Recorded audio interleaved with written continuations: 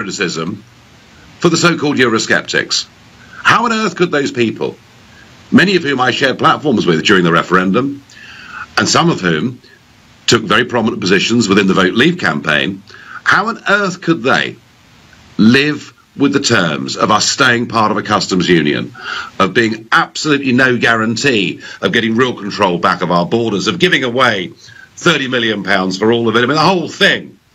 How could they survive any of it? Well, I was very pleased when David Davis resigned last night. Yes, he did it as a matter of principle. I think he was right to do so. And then Boris, 15 hours later, also resigns and sends an absolutely scathing letter that says, under the terms of a Chequers agreement, our country would be reduced to the status of a colony. You can't get much tougher than that.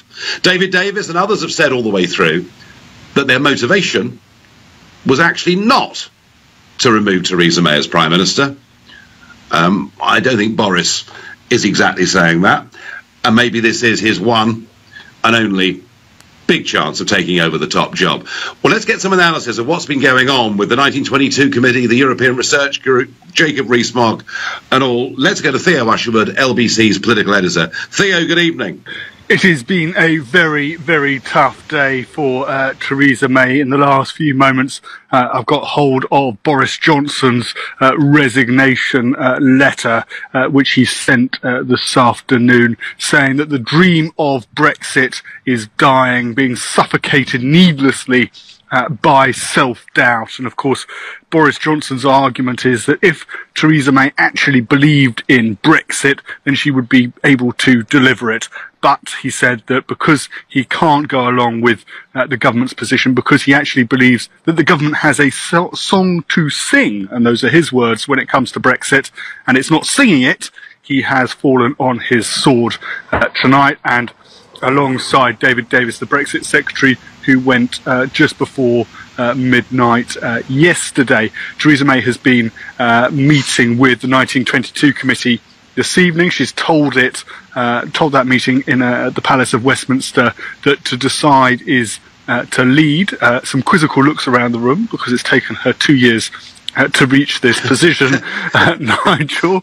But she has decided, hasn't she? She's come down on the side of the Remainers and Oliver Robbins, and that's why Boris Johnson and David Davis have decided to go along, of course, with Steve Baker. That final resignation shouldn't be underestimated. He's very well respected within the Eurosceptic movement on the Conservative backbenches, and although there is now, of course, a split with many leavers coming out in favour of what the Prime Minister has put forward when it comes to the customs union, there's a feeling that the government is hanging by a thread.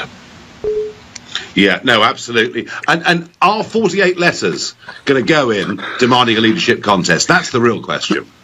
It is the real question. It is very, very close. There had been whispers that Graham Brady had the 48 letters, and he is, of course, the chairman of the 1922 committee. And there's no equivocation about this, Nigel. As soon as Graham Brady, the chairman, has the 48 letters from individual MPs, he has to go to the Prime Minister and say that there has to be a vote of no confidence. It doesn't trigger a leadership election. It triggers a vote of no confidence in the Prime Minister. And that's quite a crucial distinction, because Theresa May and Downing Street said this afternoon, will contest that leadership, will contest that vote of no confidence in the House of Commons. Now, she said previously, and Downing Street has said previously, that they would expect the rebels, those who challenged Theresa May, to secure a majority of Conservative MPs. There are 316. That would require 159 Conservative MPs to say that they had no confidence in Theresa May. But realistically, Nigel, if the rebels, if those who think Theresa May has had her time, reach triple figures, then it would be very, very difficult for her to stay. She needs to be able to command the rump of the Conservative Parliamentary Party. But at the moment, that rumour that the 48 letters had been reached, that threshold had been reached, has actually been shot down, which gives an indication that it's very, very close, but perhaps not there quite yet. There is, as I said, and another rule change, one final rule change that's important is that under Michael Spicer, the former chairman of the 1922 committee, letters could last a year. Now there is no, they roll on and on and on indefinitely, and as soon as Graham Brady has it, then he triggers that. No confidence vote. Theo, thank you very much indeed. Well, I'll tell you what I think, folks. I think if Theresa May stays as Prime Minister, we will not get a clean democratic Brexit. The wishes of the voters, both in a referendum and in a general election, will be betrayed. I think it's vital for Brexit that this truly awful Prime Minister is removed. So I'm hoping there will be at least 48 letters and that we will move on to that vote of confidence in her leadership. For my own part, I'm obviously absolutely furious. Furious not just with the establishment, not just with the Blairs, not just with the Cleggs, the Adonises and everybody else. I've been very, very angry with the Brexiteers, but I do personally think David Davis, Boris Johnson, Steve Baker have done the right thing today. I spent over 25 years of my life working for Brexit, fighting to get this referendum, trying to make UKIP a credible political movement, and we achieved that. We got there. This referendum would not have happened without the one party in British politics that genuinely believes in Brexit. I thought and I hoped that my work was done. I've already said that if Article 50 gets suspended beyond March the 29th, then I'll put myself back into full-time campaigning. I'll add to that tonight. Gerard Batten, who is the leader of UKIP, who has my confidence and support, his term as leader comes to an end in March of next year, the end of March next year. There will be a leadership contest within UKIP in March next year.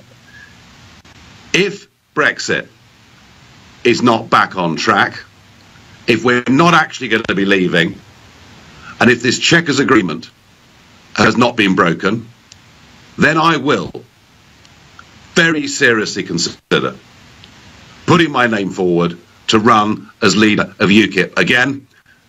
And I can assure any Conservatives listening to this, sitting in marginal seats, who are not prepared to stand up and honour the wishes of the electorate, I will make damn sure in that situation that you all lose your seats, because there are millions of Conservative voters very unhappy indeed. That's my position. My question to you, the public, is were David Davis and Boris Johnson right to resign?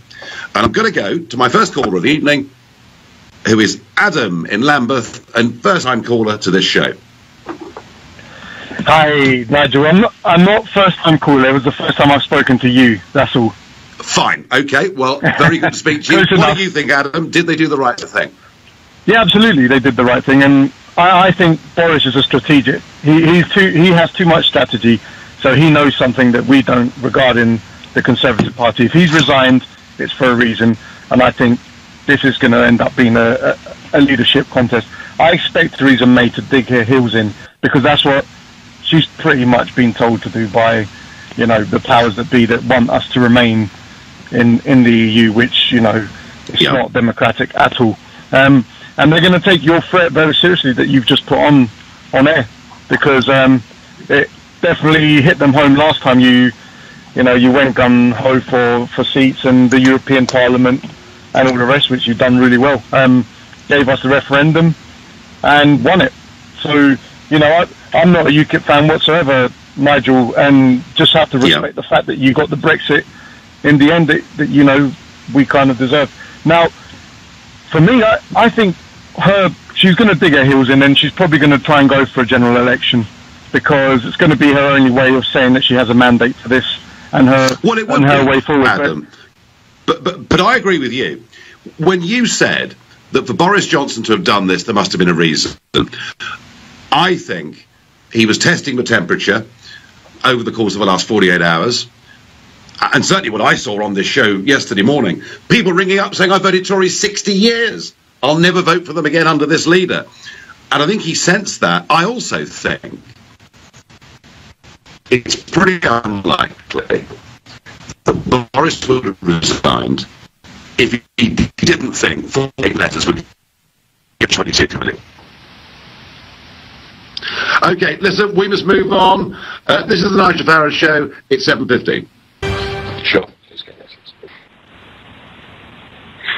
I've laid out my position. I've laid out my position here. I couldn't be clearer. We need to have the Brexit people voted for. It's a matter of democracy. It's a matter of trust. I mean, frankly, if it's not delivered, why would anybody bother to vote in any elections ever again? So I feel that David Davis and Boris Johnson actually were right to do what they did. I really, really do. I wonder what Joe in Skegness thinks, a new caller to this show. Hello, Nigel. I hope you can hear me. I'm actually just up the coast from Skegness in a place called Mablethorpe. Can you hear me? Yep. Right, now, the reason why I'm ringing... In fact, I phoned UKIP today for some reason to get a flag for something. And what I put to them was, I hope Nigel Farage, because 2 years ago you said that you would be watching the negotiation process like a hawk. That's what you said. And you've actually answered it. You've actually answered it in the last 10 or 15 minutes that you will put yourself up. And I admire you for that. I really do admire you for that. And I really do hope that you and UKIP can get along, because to me, this is absolutely incredible what's happening.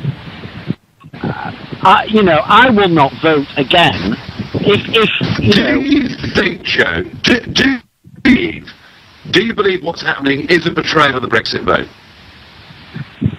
Absolutely. I mean, I've gone to the point where I don't even trust the likes of Boris Johnson. I may be wrong here in myself. I'm doubting Boris Johnson. I'm doubting David Davis. And respects to you, Nigel, I've even had doubts about you, because, 2 years ago, a friend of mine said, we've had these situations before with referendums, and the people haven't been listened to, and the voting system has been not gone the way it should do. Well, that's certainly true, Joe. But I mean, do you now think Boris? You said you doubted him. Do you now think Boris, in the cold light of day, has done the right thing? Well, I've not been listening to the news. The only thing I've heard is from my brother and on Facebook. Now, the only thing I read the other day was Boris Johnson.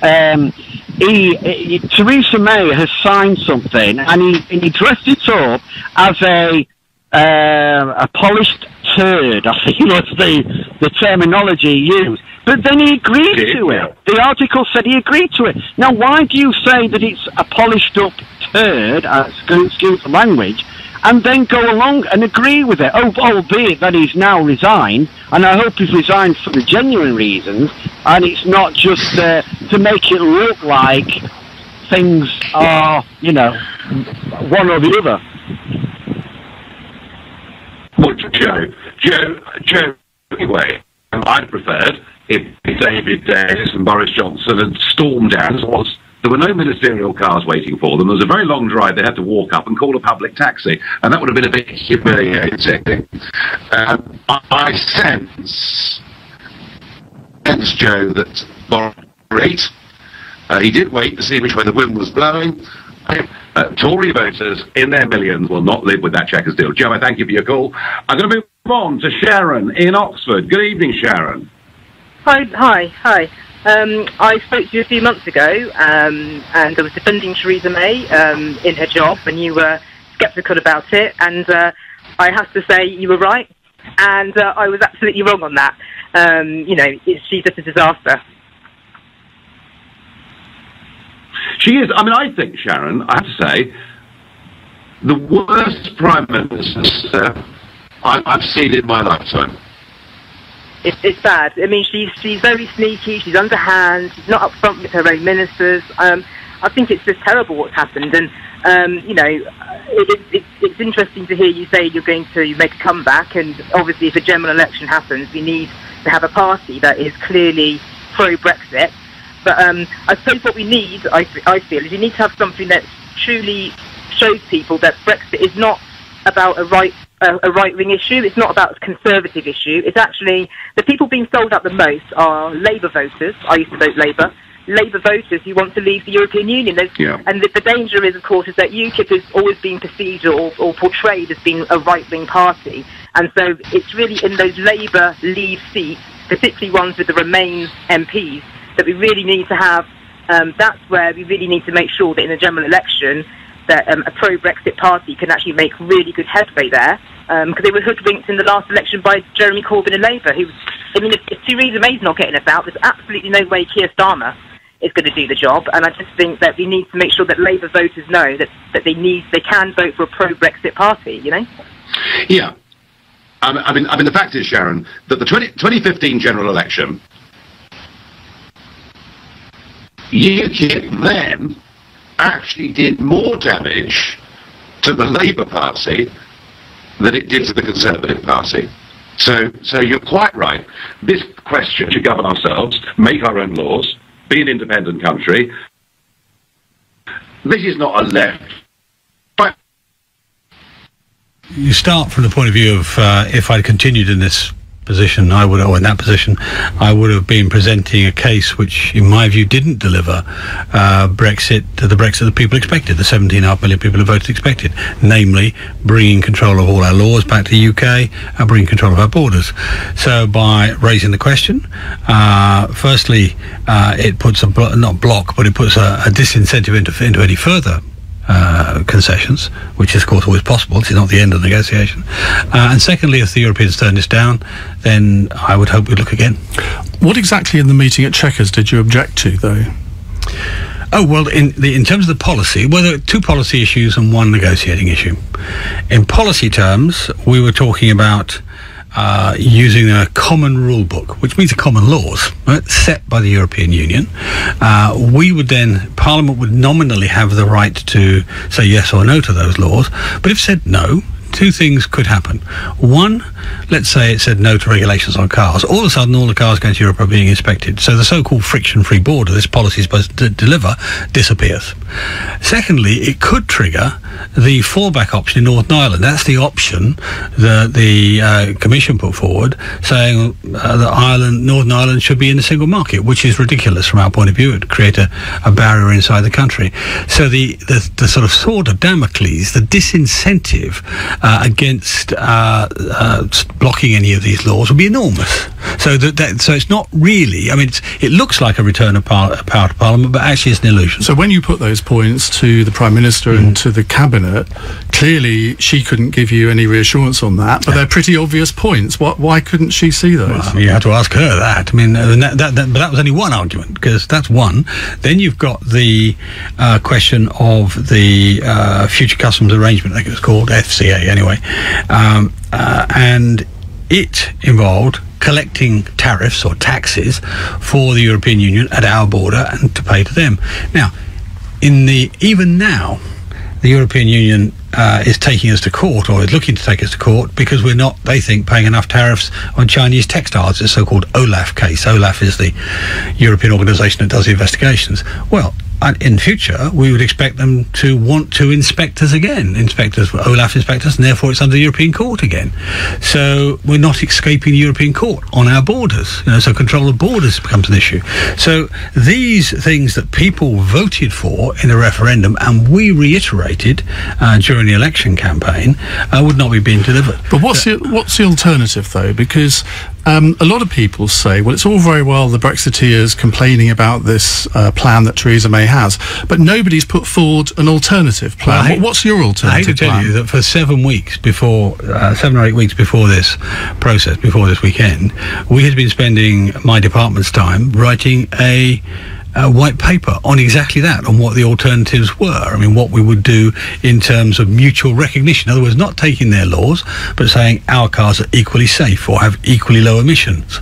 And that was our proposal. And so we wouldn't be sucked into the problems I've just described. Having a custom system, which is based on what they call max fact, the shorthand, but really means a streamlined custom system. That was the original set of proposals, and we had a whole white paper. I was editing version 9 by the time we got to last week. But what's happening now to that white paper? Because it's supposed to be published this week, isn't it? Most of it will be subsumed, or not most of it, but some of the critical parts will be subsumed beneath the decision of the Cabinet on Friday. So basically, Ollie Robbins is busy rewriting it as we speak.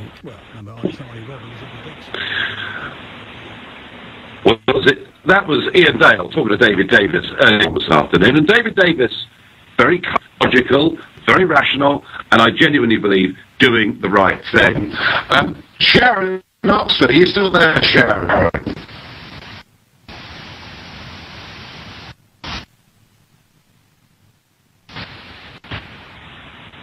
Hello?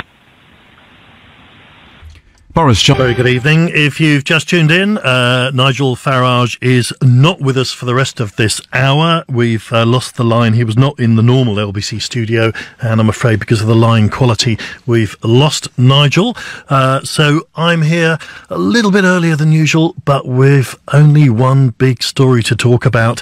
And we're asking at the moment whether Boris Johnson and David Davis were right to resign. What's your view? 0345 6060 973. We have a jammed switchboard anyway, and we're going to carry on taking these calls all the way through the evening. So let's go to Nick in Nottingham next. Hello, Nick. Hello, good evening. Hello, Nick. Nice to talk to you. What would you like to say?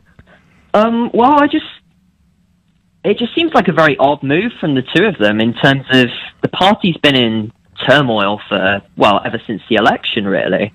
And there's been scandal after scandal, so many resignations. I think earlier it said there was about 6 in about 13 weeks or so.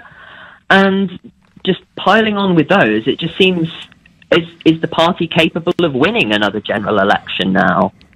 And with all the issues going on with Brexit and the divisions within the Conservative Party, who are Conservative voters even supposed to vote for anymore if they're not going to be certain that Brexit can even be delivered?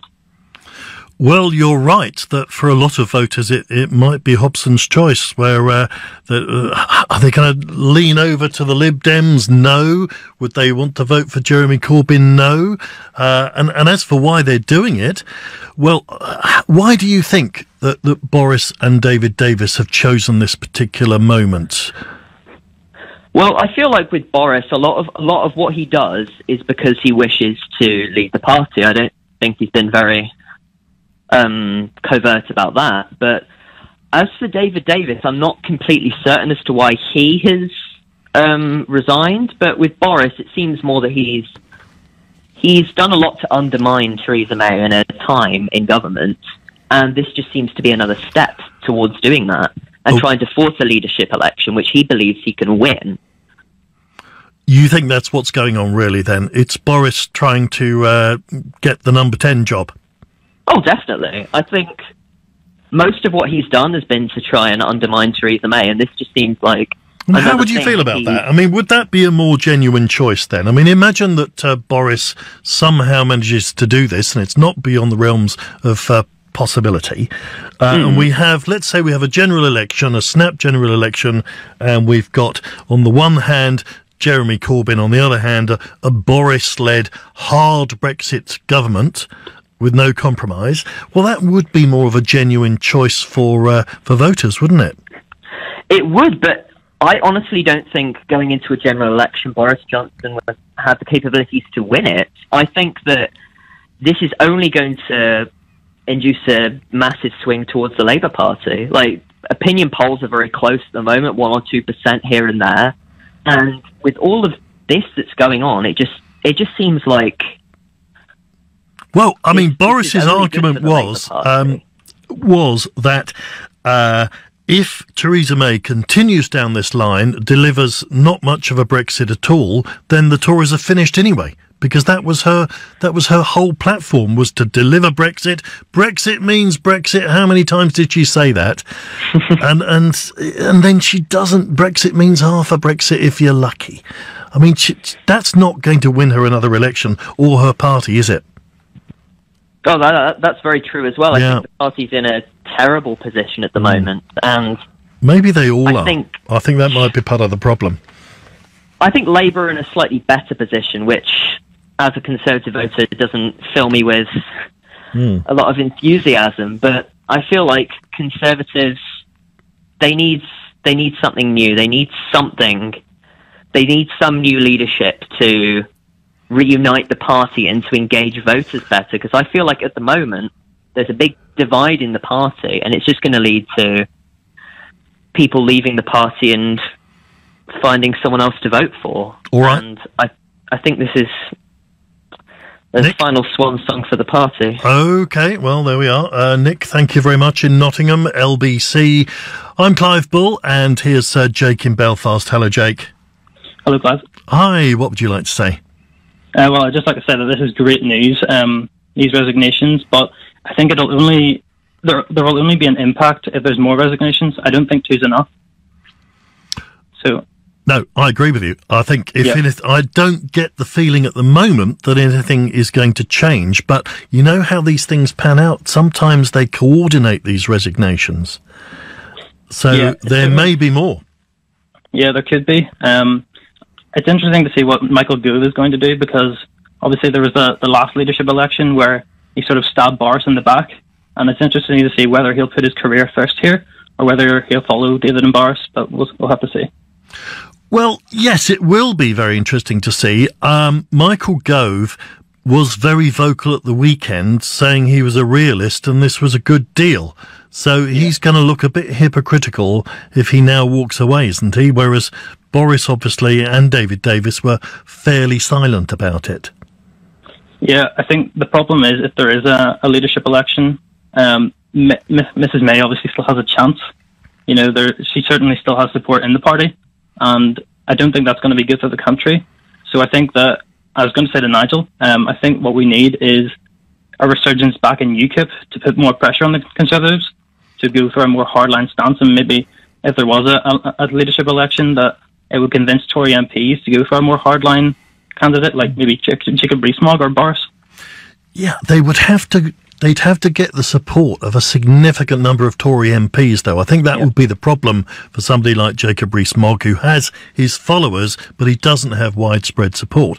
Michael Gove must be in an awkward position because, I mean, there's been a lot of rumours that he might get the Foreign Secretary's job. He might get Boris's job. Or does he jump ship? Do you think that if that did happen, there was a string of resignations, do you feel then that a Brexit that you want would be more likely to be delivered? Yes, because I think that Theresa May would certainly have to go if, most of their cabinet resigns, or at least the Brexiteers in the cabinet resign. Do you think she should go now, do you? Yeah, absolutely. All right, thank you very much, Jake. 0345 6060 973 is the number. Judith in Yeovil. Hello, Judith. Hello there. Hi, what would you like to say? Well, I think Boris Johnson and David Davis were right to resign. It was a matter of principle. Nobody who really voted for Brexit can sign up to this, because what we are getting is not Brexit. And I am very, very angry, because I think it's a complete suborning of the democratic process. May should go, and she should go by the end of the week. How's that going to work then? Who's going to replace her if that happened? Well, I think there needs to be... The only problem is that the parliamentary party, the majority of them are Remainers, and we need a Brexiteer in there. It was ridiculous to have her there in the first place, but when she gave the speech on the steps outside Number 10, it sounded wonderful, and I gave her the benefit of the doubt. But I really do think she should have been got rid of last year.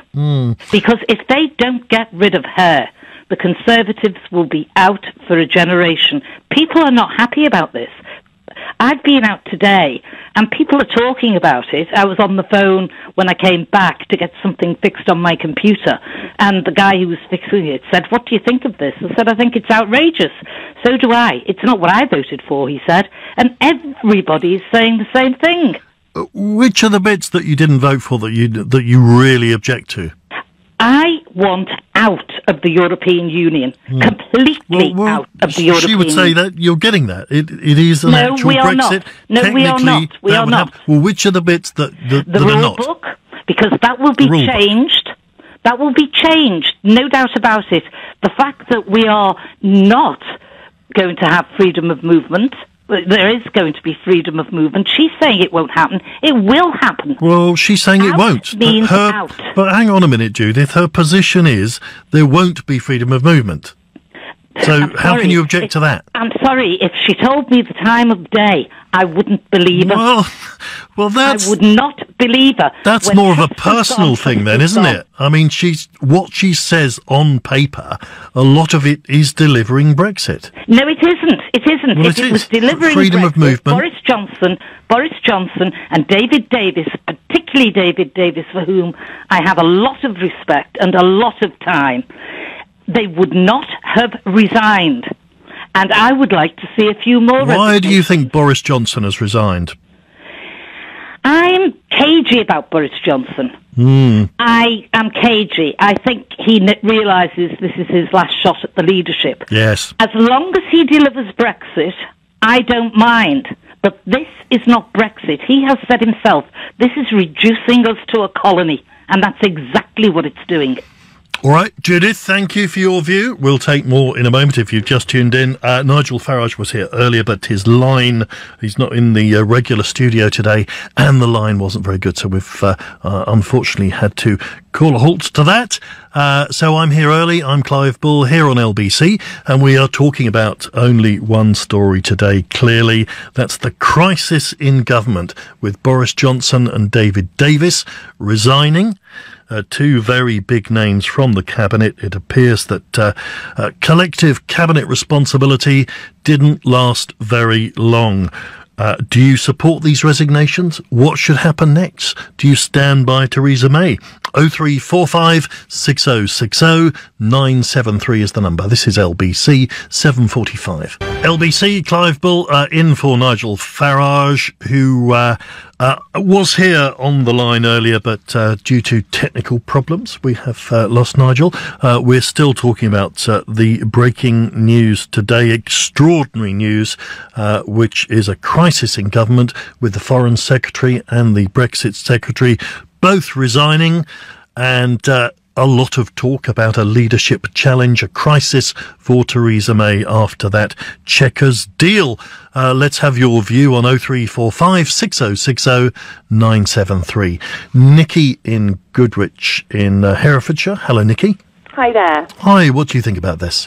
I don't personally think that either of them should have resigned. Probably slightly controversial. I do think, obviously, you've got principles that you need to stand by, but I do think that we also make it far too easy for our politicians to be able to basically throw the towel in when the going gets tough. They're there to do a job. You only have to look at the likes of David Cameron to know that he set all of this up and basically put us in a position where we voted on a referendum. The vote didn't go his way, so we chucked in the towel. And I think that's just made far too easy for our politicians in today's society. You know, we pay them to do a job. What they should have done is they should have lobbied together with other politicians who felt the same to challenge the leadership to then take Brexit forward in the way. So what you're saying, they should, forward. if he's got the job of Foreign Secretary, he should stick with it because he's taken the job, and that is his job. Yeah, it is his job, absolutely. Definitely it is his job. But also at the same time, you know, if he feels that he doesn't agree with certain principles, you know, that it's not just he and David Davis who feel like that. Isn't he sacrificing his job, though? If he's decided, I mean, I've got my doubts about his real motives, but let's give him the benefit of the doubt and say this is really purely on principle. Then you have to admire that, don't you? He's given up the highly paid job, the ministerial car, on a point of principle. No, I don't think he's a point of principle. I don't think his motives are a point of principle. I do possibly think that David Davis's are, but I certainly don't think Boris's are. I think Boris will be looking for a leadership challenge, but I think he should have done that in the right way. I think he should have stayed in his political role. I do feel that, obviously I know it's a vote. Brexit is a difficult situation. I'm a leaver. I voted leave. I want us to come out of the European Union, but I do feel we've taken far too long to do it. I think it was a fail-safe. It was going to fail in the first place, having a Prime Minister who basically was a Remainer. Yes, but then you've got the central problem. A leaver. You're right. The problem is that you have a government and a party in power who is predominantly not leavers.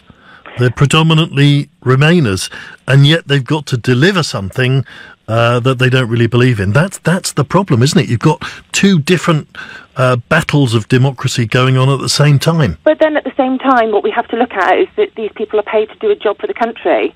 It's the country's wishes. It's the country's will. Even though it was marginal, we do live in a democratic society. We do. But basically, we're supposed to live in a democratic society where we make a vote. That vote decides the way forward. We do, but what I'm saying, we had two votes. We had a vote which resulted in Theresa May becoming Prime Minister and her party winning.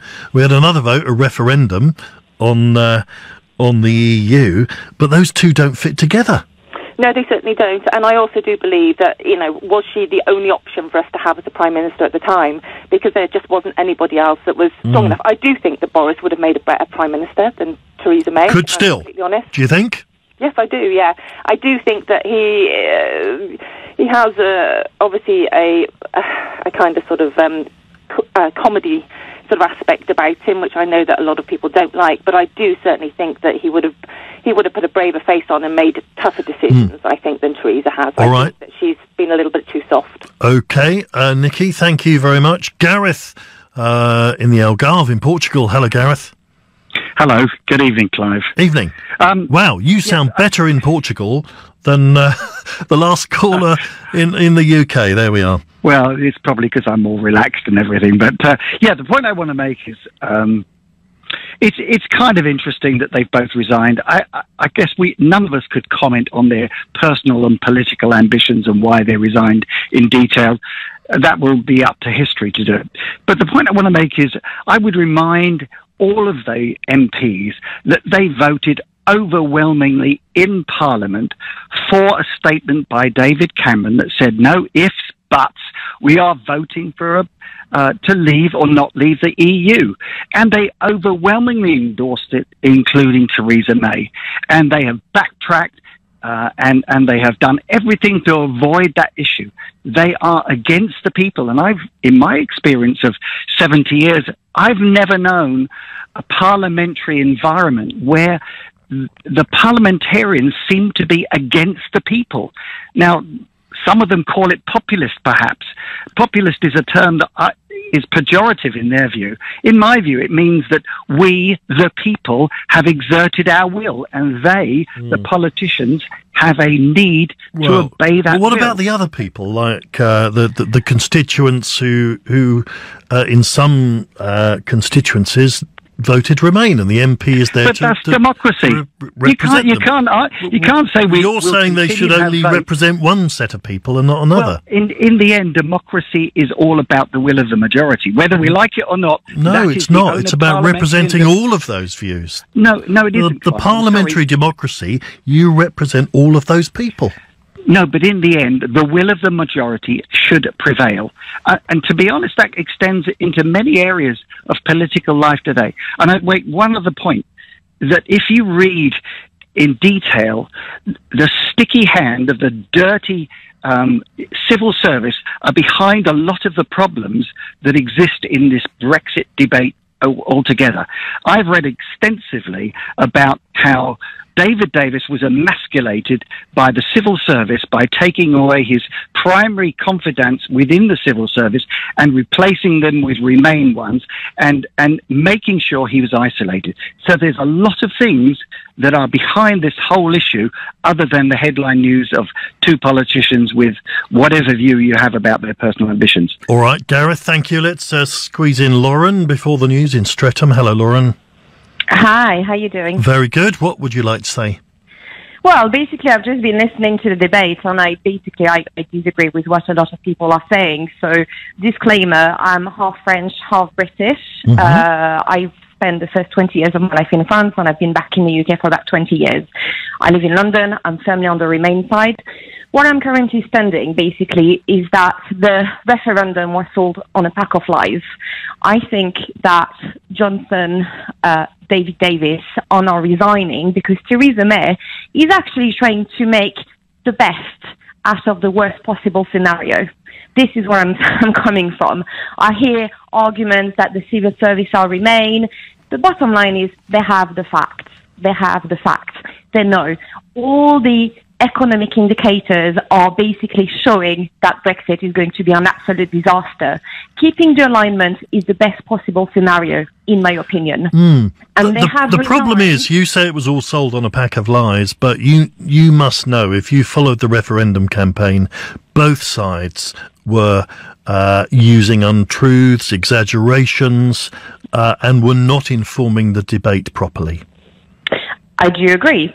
However, George Osborne, David Cameron came out with a load of nonsense that didn't turn out to be true. They were trying to frighten people. So now nobody believes any of this. You can come up with any number of experts talking about economic impacts. Nobody will believe a word of it. They have already made up their minds. Possibly. What I'm telling you, however, is that if you look at the news at the moment, and I can talk from personal experience because my business has basically gone bust.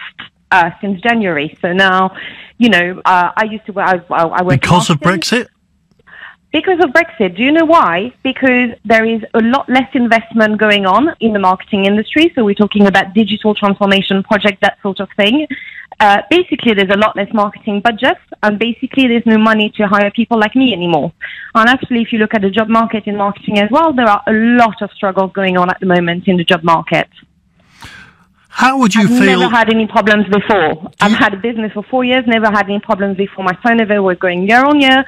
Suddenly, 2018, boom, closing down. So, for me personally, I fear the worst. And I think that she's trying to get the best out of a bad deal. I think that Johnson and Davis basically chickened out, and they wanted something which is completely undeliverable. If we get a no deal Brexit, this is going to be an absolute disaster for the country. And you put that all down to Brexit, do you? All the problems of your company? Well, personally, yes, because I never had any problems before. I had a 4-year-old business. I never had any problems before. And then suddenly I've had contracts being cancelled on the grounds that there was no more marketing budget. And it's literally happened in 2018. All right, Lauren, got to stop you there. Thank you very much indeed. But we're going to...